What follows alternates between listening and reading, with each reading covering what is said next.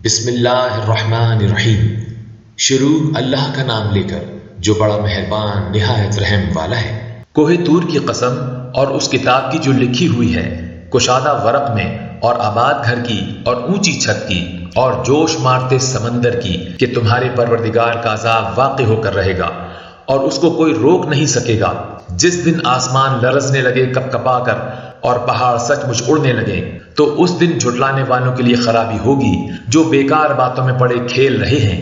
جس دن ان کو آتش جہنم کی طرف دھکیل دھکیل کر لے جائیں گے اور کہا جائے گا، یہی وہ جہنم ہے جس کو تم جھوٹ سمجھتے تھے، تو کیا یہ جادو ہے یا تم کو نظر ہی نہیں آتا؟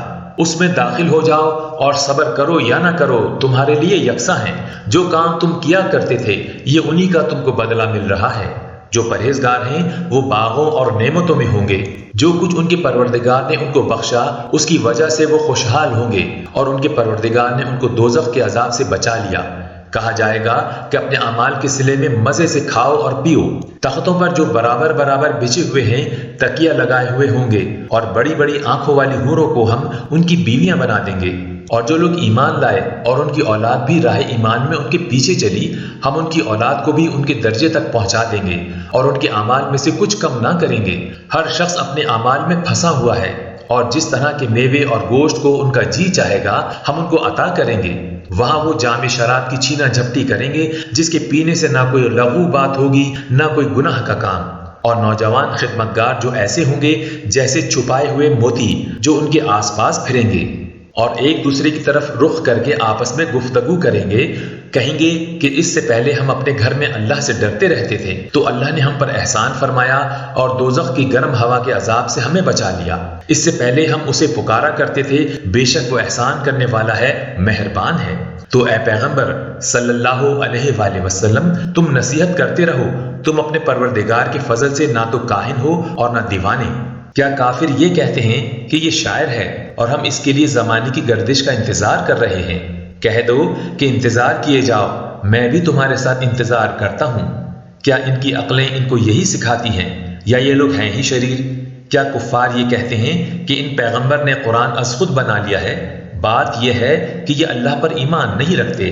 اگر یہ سچے ہیں تو یہ بھی ایسا کلام بنا لائیں۔ کیا یہ کسی کے پیدا کیے بغیر ہی پیدا ہو گئے ہیں، یا یہ اپنے آپ کو خود پیدا کرنے والے ہیں، یا انہوں نے آسمانوں اور زمین کو پیدا کیا ہے؟ نہیں، بلکہ یہ یقین ہی نہیں رکھتے۔